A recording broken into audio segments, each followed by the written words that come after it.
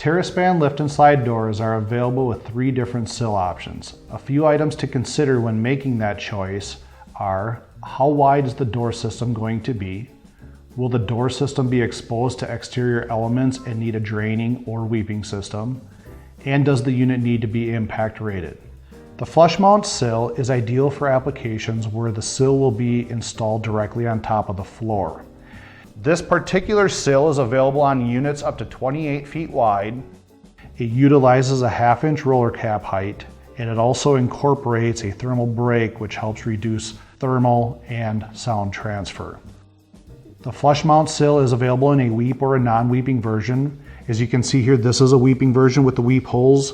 It also includes drainage tubes which need to be incorporated into a drain system to help shed away any moisture.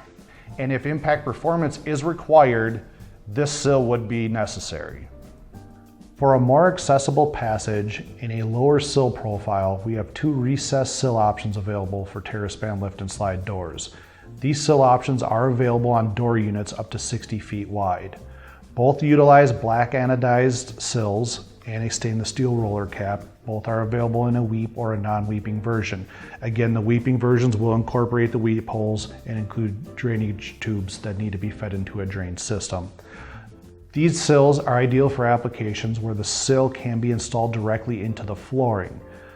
This creates a more flush or seamless transition into the home.